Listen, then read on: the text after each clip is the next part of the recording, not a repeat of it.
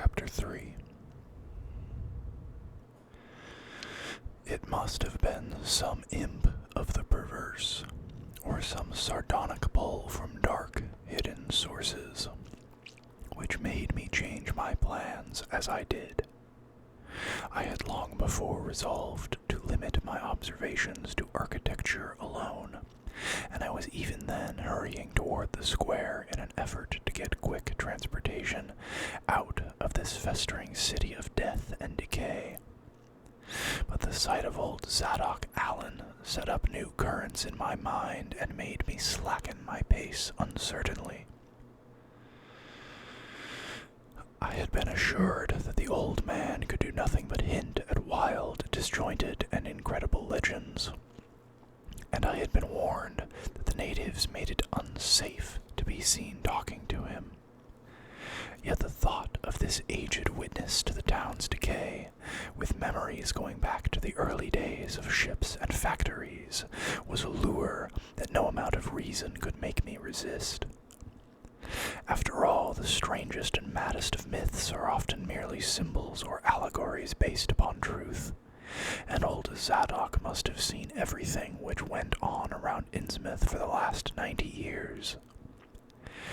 Curiosity flared up beyond sense and caution, and in my youthful egotism, I fancied I might be able to sift a nucleus of real history from the confused, extravagant outpouring I would probably extract with the aid of raw whiskey. I knew that I could not accost him then and there, for the firemen would surely notice and object. Instead, I reflected I would prepare by getting some bootleg liquor at a place where the grocery store boy had told me it was plentiful. Then I would loaf near the fire station in apparent casualness, and fall in with old Zadok after he had started on one of his frequent rambles. The youth had said that he was very restless, seldom sitting around the station for more than an hour or two at a time. A quart bottle of whiskey was easily, though not cheaply, obtained in the rear of a dingy variety store just off the square in Elliott Street. The dirty-looking fellow who waited on me had a touch of the staring Innsmouth look, but was quite civil in his way, being perhaps used to the custom of such convivial strangers, truckmen, gold buyers, and the like, as were occasionally in town. Re-entering the square, I saw that luck was with me, for, shuffling out of Payne Street around the corner of the Gilman house, I glimpsed nothing less than the tall, lean, tattered form of old Zadok Allen himself.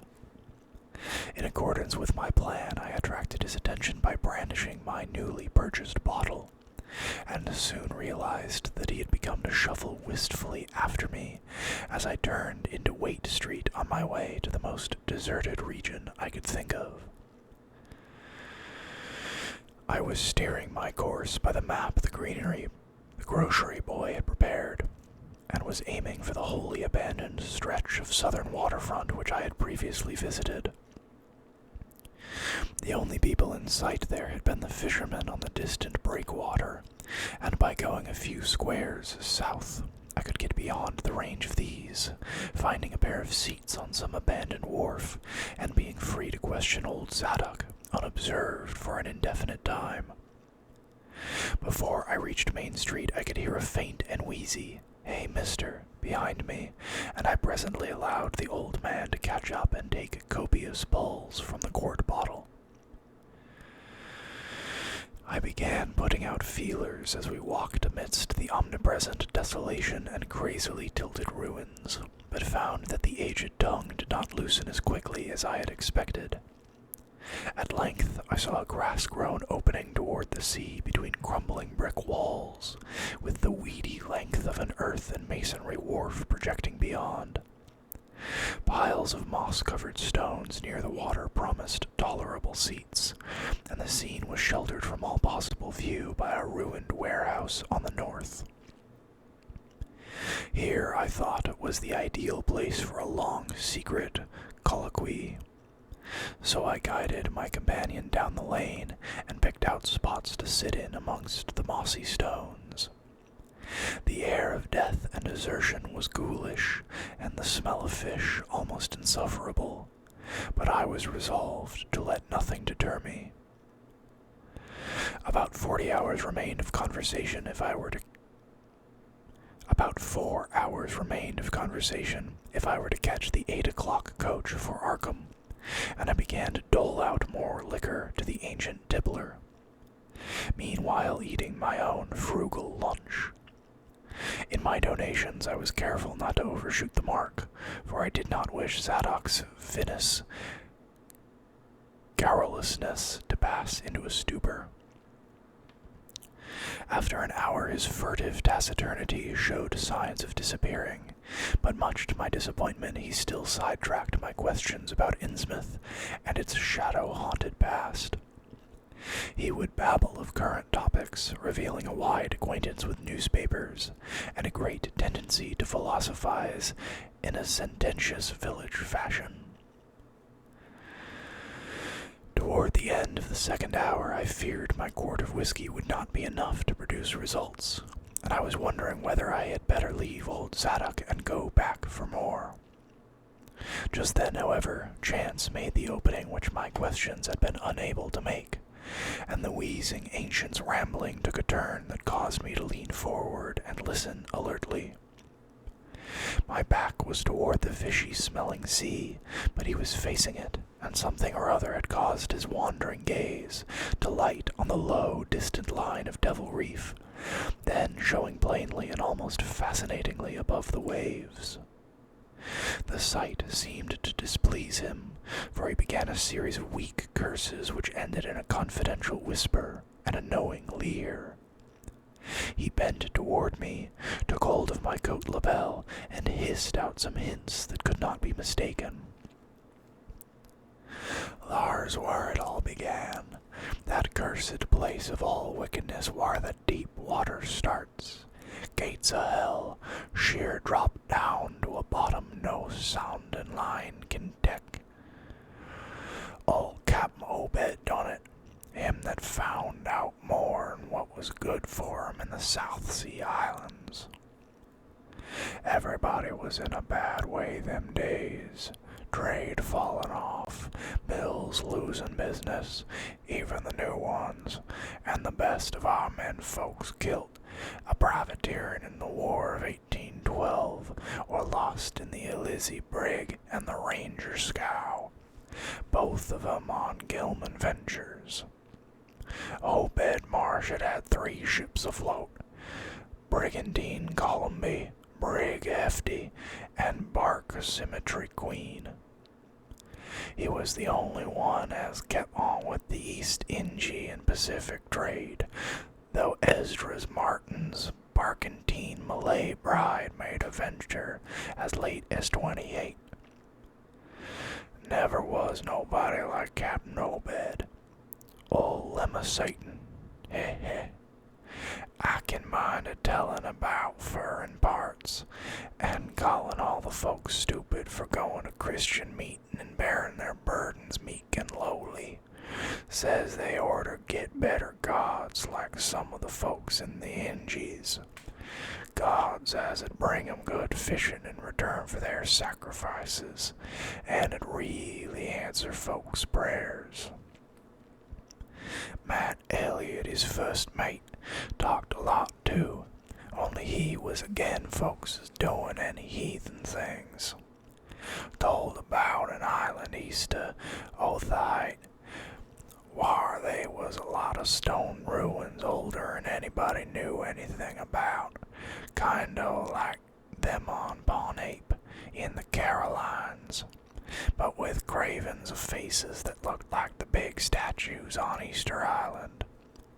Thar was a little volcanic island near thar too, whar they was other ruins with different carving, ruins all wore away like they'd been under the sea on't, and with pictures of awful monsters all over 'em. Wall, sir, Matt, he says the natives around thar had all the fish they could catch, and sported bracelets and armlets and head rings made out of a queer kind of gold, and and covered with pictures of monsters, just like the ones carved over the ruins on the little island. Sorter fish-like frogs or frog-like fishes that was drawed in all kinds of positions, like they was human beings. Nobody could get out to them where they got all the stuff, and all the other natives wondered how they managed to find fish in plenty, even when the very next island had lean pickings. Matt, he got to wandering, too, and so did Captain Obed. Obed, he notices, besides, that a lot of handsome young folks would drop out of sight for good from year to year, and that they want many folks around. Also, he thinks some of the folks look dented queer even for Kanaki's. It took Obed to get the truth out of them heathen. I don't know how he done it, but he begun by trading for the gold-like things they wore. Asked them where they come from and if they could get more, and finally wormed the story out of the old chief. Wallachia, they called him. Nobody but Obed had ever believed the old yeller devil, but the captain could read folks like they was books. Heh heh. Nobody ever believes me now when I tell 'em, and I don't suppose you will, young feller. Though come to look at you, you have kinda got them sharp reading eyes like Obed had. The old man's whisper grew fainter, and I found myself shuddering at the terrible and sincere portentousness of his intonation, even though I knew his tale could be nothing but drunken fantasy. Wall, sir, Obed, he learnt that these things on this earth, as most folks never heard about, and wouldn't believe if they did hear. It seems these Kanakis were sacrificing heaps of their young men and maidens to some kind of god things that lived under the sea, and getting all kinds of favor in return. They met the things on the little islet with the queer ruins, and it seems them awful pictures of frogfish monsters were supposed to be pictures of these things. Maybe there was some kind of critters all got all the mermaid stories and such started. They had all kinds of cities on the sea bottom, and this island was heaved up from there. Seemed they was some of the things alive in the stone buildings when the island come up sudden to the surface. That's how the Kanakis got wind they was down there. Made sign talk as soon as they got over being skirt, and pieced up a bargain afore long. Them things liked human sacrifices, had 'em ages afore, but lost track of the upper world after a time. What they done to the victims it ain't for me to say, and I guess Obed wasn't none too sharp about asking. But it was all right with the heathens, because they'd been having a hard time and was desperate about everything. They give a certain number of young folks to the sea things twice every year, May Eve and Halloween, regular as could be. Also give some of the carved knickknacks they made. What the things agreed to give 'em in return was plenty of fish. They druv 'em up in from all over the sea, and a few gold-like things now and then. While, as I says, the natives met the things on the little volcanic islet, going there in canoes with the sacrifices etc., and bringing back any of the gold-like jewels as was coming to 'em. At first the things didn't never go on to the main island, but arter a time they come to want to. Seems they hankered arter mixing with the folks, and having gent ceremonies on the big days, May Eve and Halloween. You see, they was able to live both in and out of water, what they call amphibians, I guess. The Kanakis told 'em as how folks from the other islands might want to wipe it out if they got wind of their being there, but they says they done care much, because they could wipe out the whole brood of humans if they was willing to is, any as didn't be certain signs such as what was used on by the old ones, whoever they was. But not wanting to bother, they'd lay low when anybody visited the island. When it come to mating with them toad-looking fishes, the Kanaki's kinda balked, but finally they learned something as to put a new face on the matter. Seems that human folks has got a kind of relation to such water beasts, that everything alive comes out of the water once, and only needs a little change to go back again. Them things told the Kanakis that if they mixed bloods, they'd be children as 'd look human at first, but later turn more and more like these things, till finally they'd take to the water and join the main lot of things down there. And these is the important part, young feller. Them is turned into fish things and went into the water wouldn't never die.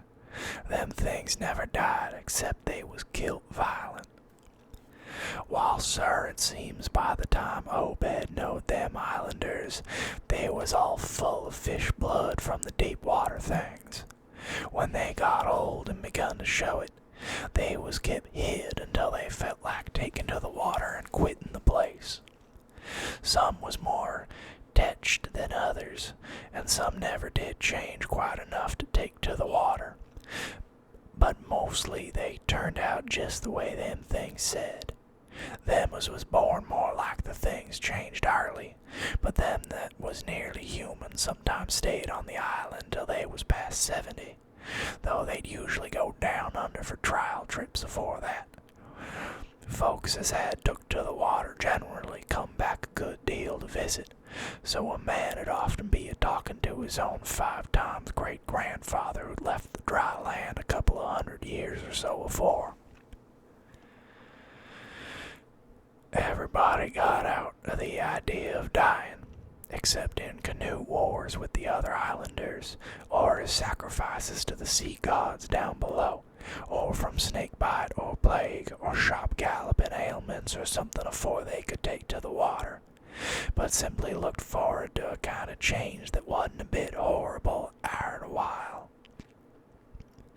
They thought what they'd got was well worth all they'd had to give up, and I guess Obed kinda come to think the same hisself when he chewed over old Wallachiyah's story a bit. Wallachiyah, though, was one of the few as hadn't got none of the fish blood, being of a royal line that intermarried with royal lines on other islands. Wallachiyah had showed Obed a lot of rites and incantations as had to do with the sea things, and let him see some of the folks in the village as had changed a lot from human shape. Somehow or other, though, he never would let him see one of the regular things from right out of the water. In the end, he gave him a funny kind of thingamajig made out of lead or something that he said would bring up the fish things from any place in the water where they might be a nest of 'em. The idea was to drop it down on the right kind of prayers and such. Wallachiyah allowed as the things was scattered all over the world, so anybody that looked about could find a nest and bring 'em up if they was wanted. Matt, he didn't like this business at all, and wanted Obed should keep away from the island, but the captain was sharp for gain, and found he could get them gold-like things so cheap it'd pay him to make a specialty of 'em. Things went on that way for years, and Obed got enough of that gold-like stuff to make him start the refinery in Waite's old run-down Fullen Mill. He didn't dare sell the pieces like they was, for folks would be all the time asking questions. All the same, his crews would get a piece and dispose of it now and then, even though they was swore to keep quiet, and he let his women folks wear some of the pieces as was more human-like than most.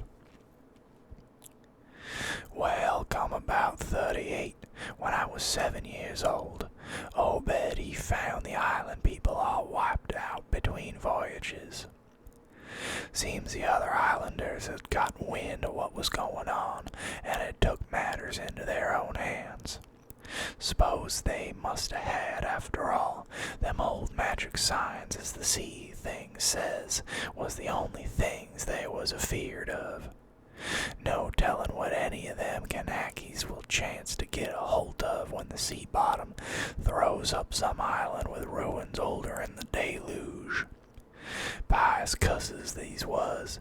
They didn't leave nothing standing on either the main island or the little volcanic islet, except what parts of the ruins was too big to knock down. In some places they was little stones strewn about, like charms, with something on 'em like you call a swastika nowadays. Probably them was the old one's sign. Folks all wiped out, no trace of no gold-like things, and none the nearby Kanakis 'ud breathe a word about the matter.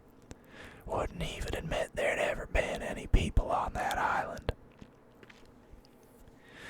That naturally hit Obed pretty hard, seeing as his normal trade was doing very poor.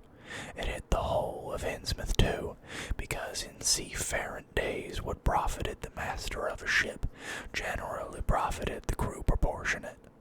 Most of the folks around the town took the hard times kind of sheep-like and resigned, but they was in bad shape because the fishing was petering out and the mills wasn't doing none too well.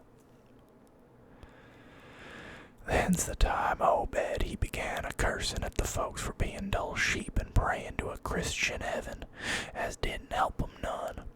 He told 'em he'd know to folks as prayed to gods that give something you really need, as saying if a good bunch of men 'd stand by him, he could maybe get a hold of certain powers, as 'd bring plenty of fish and quite a bit of gold. Of course, them is starved on the Sumatry Queen, and seed the island knowed what he meant, and wasn't none too anxious to get close to see things like they'd heard tell on, but them as didn't know what 'twas all about got kind of swayed by what Obed had to say, and begun to ask him what he could do to set 'em on the way to the faith as 'd bring 'em results. Here the old man faltered, mumbled, and lapsed into a moody and apprehensive silence, glancing nervously over his shoulder and then turning back to stare fascinatedly at the distant black reef. When I spoke to him he did not answer, so I knew I would have to let him finish the bottle. The insane yarn I was hearing interested me profoundly, for I fancied there was contained within a sort of crude allegory based upon the strangeness of Innsmouth, and elaborated by an imagination at once creative and full of scraps of exotic legend. Not for a moment did I believe that the tale had any real substantial foundation, but nonetheless the account held a hint of genuine terror, if only because it brought in references of strange jewels, clearly akin to the malign tiara I had seen at Newburyport. Perhaps the ornaments had, after all, come from some strange island, and possibly the wild stories were lies of the bygone Obed himself, rather than of this antique toper. I handed Zadok the bottle, and he drained it to the last drop. It was curious how he could stand so much whiskey, for not even a trace of thickness had come into his high, wheezy voice. He licked the nose of the bottle and slipped it into his pocket, then began to nod and whisper softly to himself. I bent close to catch any articulate words he might utter, and thought I saw a sardonic smile behind the stained, bushy whiskers. Yes, he was really forming words, and I could grasp a fair proportion of them. Poor Matt, he allus was agin it. Tried to line up the folks on his side, and had long talks with the preachers. No use. They run the Congregational parson out of town, and the Methodist feller quit. Never did see Resolved Babcock, the Baptist parson, again. Wrath of Jehovah, I was a mighty little critter, but I heerd what I heerd, and seen what I seen. Dagon and Ashtoreth, Belial and Beelzebub, golden calf and the idols of Canaan and the Philistines, Babylonish abominations, Mene, Tekel, Usharsin. He stopped again, and from the look in his watery blue eyes I feared he was close to a stupor after all. But when I gently shook his shoulder, he turned on me with astonishing alertness, and snapped out some more obscure phrases. "Don't believe me, hey? Hey, then just tell me, young feller, why Captain Obed and 20-odd other folks used to row out to Devil Reef in the dead of night and chant things so loud you can hear 'em all over town when the wind was right. Tell me that, eh? And tell me why Obed was always dropping heavy things down into the deep water t'other side of the reef where the bottom shoots down like a cliff lowering you kin sound. Tell me what he done with that funny-shaped lead thingamajig as Wallachia give him. Hey, boy, and what did they all howl on May Eve, and again the next Halloween? And why'd the new church parsons, fellers as used to be sailors, wear them queer robes and cover theirselves with them gold-like things Obed brung, eh?" The watery blue eyes were almost savage and maniacal now, and the dirty white beard bristled electrically. Only Zadok probably saw me shrink back, for he began to cackle evilly. Beginning to see, hey? Maybe you'd like to have been me in them days when I seed things at night out at sea from the cupola atop of my house. Oh, I can tell you little pictures have big ears, and I wasn't missing nothing of what was gossiped about Captain Obed and the folks out to the reef. How about the night I took my paw's ship glass up to the cupola and seed the reef a bristling thick with shapes that dove off quick soon's the moon riz? Obed and the folks was in a dory, but them shapes dove off the far side into the deep water and never come up. How'd you like to be a little shaver alone in a cupola watching shapes as wasn't human shapes, eh? The old man was getting hysterical, and I began to shiver with a nameless alarm. He laid a gnarled claw on my shoulder, and it seemed to me that its shaking was not altogether that of mirth. "S'pose one night you seed something heavy heaved off in Obed's door beyond the reef, and then learned next day a young feller was missing from home. Hey, did anybody ever see hide nor hair of Hiram Gilman again, did they? And Nick Pierce, and Llewellyn Waite, and Adoniram Southwick, and Henry Garrison, hey? Shapes talking sign language with their hands, them as had real hands.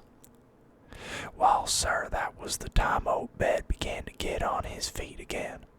Folks see his 3 daughters are wearing gold things as nobody never seen on 'em before, and smoke started coming out of the refinery chimbley.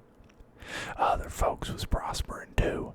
Fish began to swarm into the harbor fit to kill, and heaven knows what sized cargoes we begun to ship out to Newburyport, Arkham, and Boston. 'Twas then Obed got the old branch railroad put through. Some Kingsport fishermen heard about the catch and come up in sloops, but they was all lost. Nobody had never seen 'em again. And just then our folk organized the esoteric Order of Dagon and bought Masonic Hall off and Cavalry Commandery for it.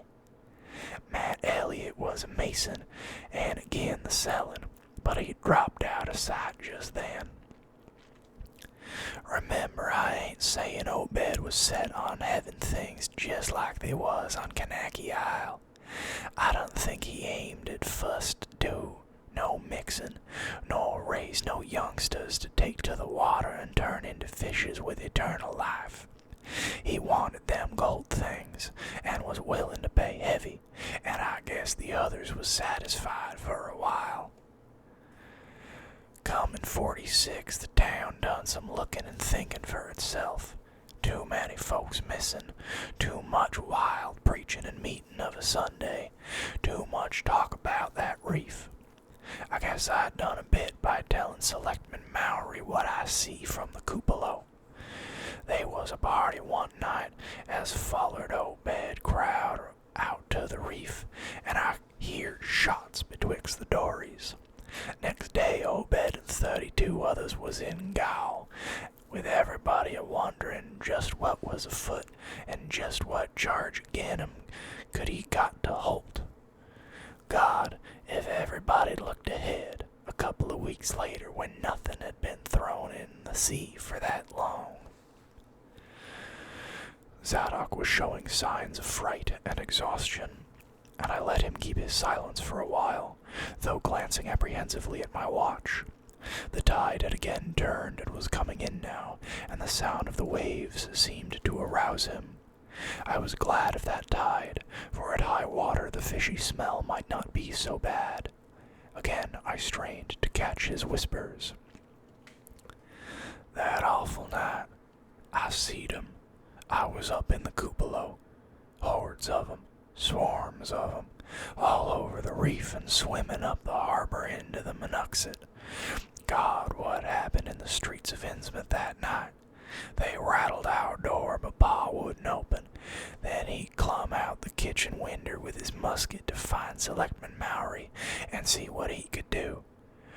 Mounds of the dead and the dying, shots and screams, shouting in Old Square, and Town Square, and New Church Green. Gaol throwed open. Proclamation, treason. Called it the plague when folks come in and found half our people missing. Nobody left but them as had joined with the Obed and make them things, or else keep quiet. Never heard of my pa no more.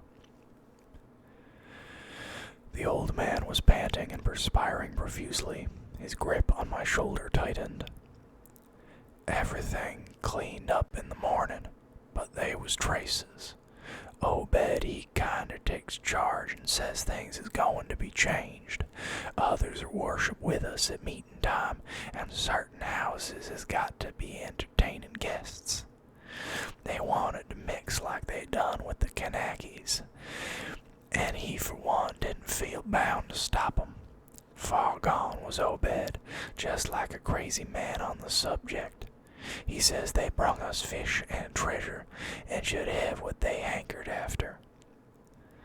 Nothing was to be different on the outside, only we was to keep shy of strangers if we knowed what was good for us. We all had to take the oath of Dagon, and later on they was second and third oaths that some of us took. Them as it helps special, it gets special rewards. Gold and such.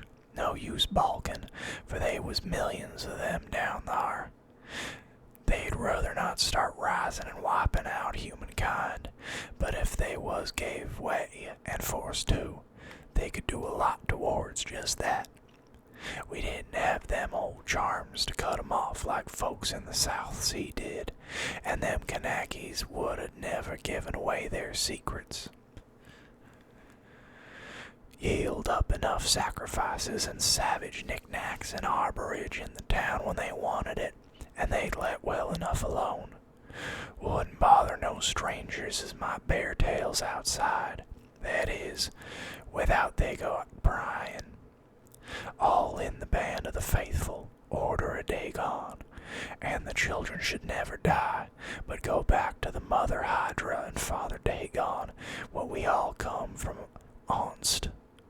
La, la, Cthulhu Ftagan, Punglui Muglunaf, Cthulhu Rilia, Wagadnagal Ftaga. Old Zadok was fast lapsing into stark raving, and I held my breath.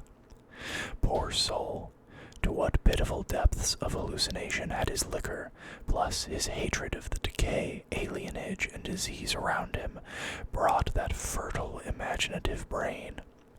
He began to moan now, and tears were coursing down his channeled cheeks into the depths of his beard.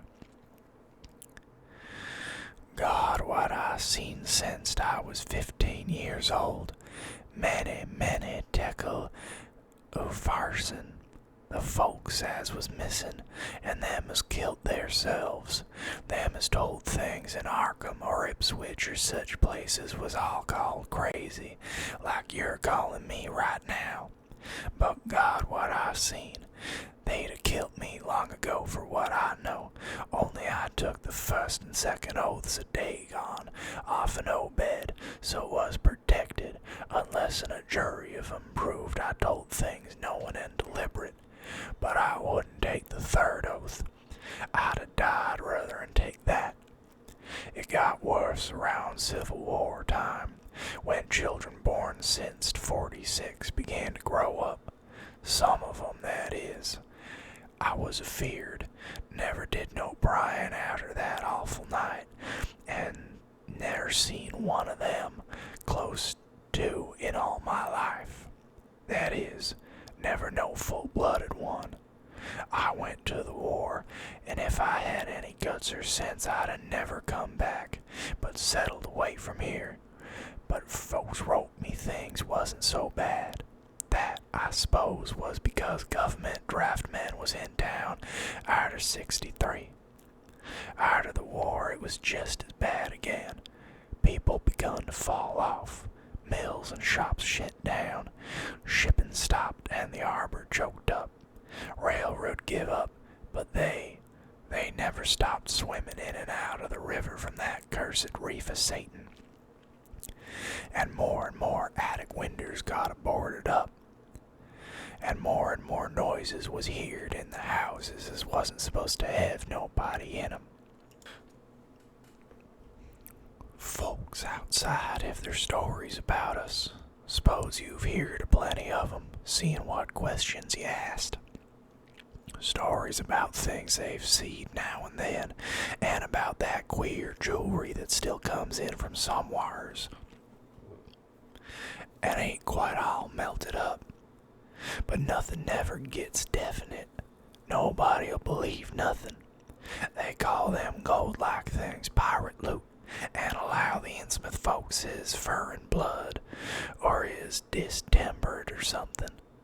Beside, them that lives here shoo off as many strangers as they can, and encourage the rest not to get very curious, especially round night time. Beasts balk at the critters. Hosses wasn't mules.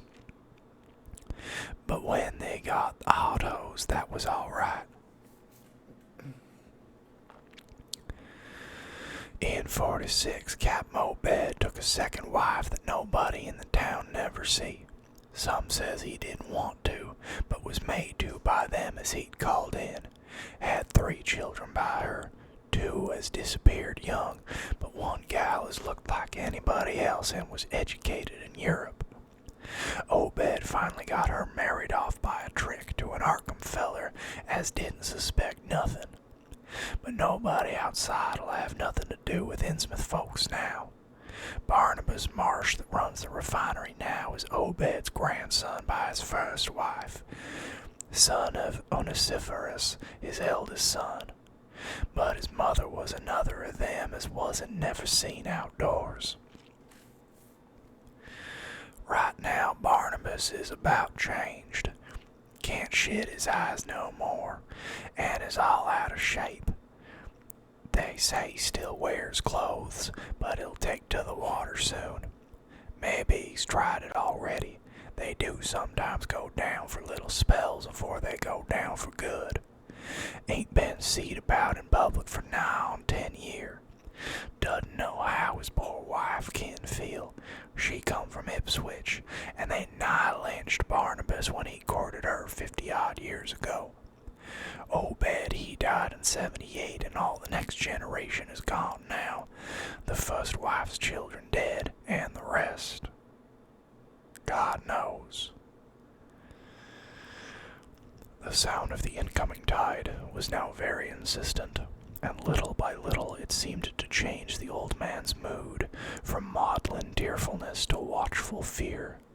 He would pause now and then to renew those nervous glances over his shoulder or out toward the reef. And despite the wild absurdity of his tale, I could not help beginning to share his apprehensiveness. Zadok now grew shriller, seeming to be trying to whip up his courage with louder speech. "Hey, you, why don't you say something?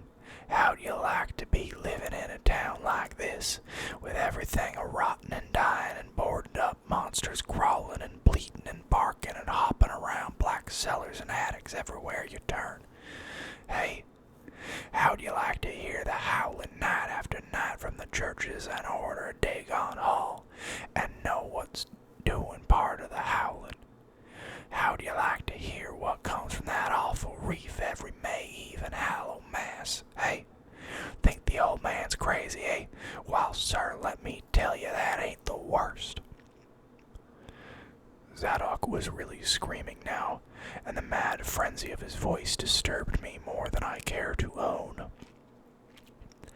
"Curse ye, done set that a-starin' me with them eyes.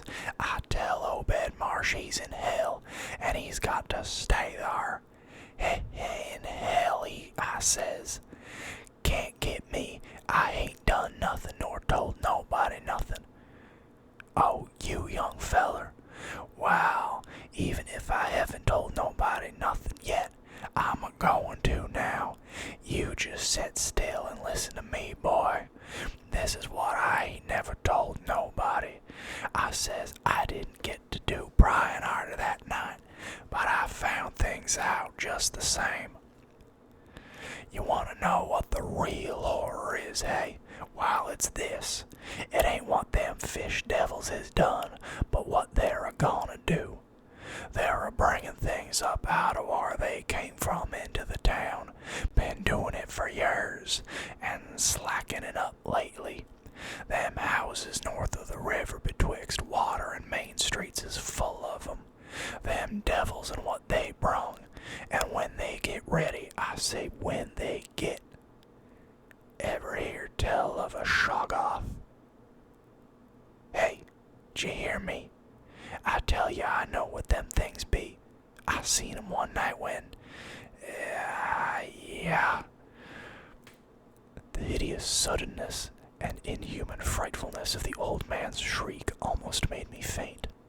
His eyes, looking past me towards the malodorous sea, were positively starting from his head, while his face was a mask of fear worthy of Greek tragedy. His bony claw dug monstrously into my shoulder, and he made no motion as I turned my head to look at whatever he had glimpsed. There was nothing that I could see, only the incoming tide, with perhaps one set of ripples more local than the long-flung line of breakers.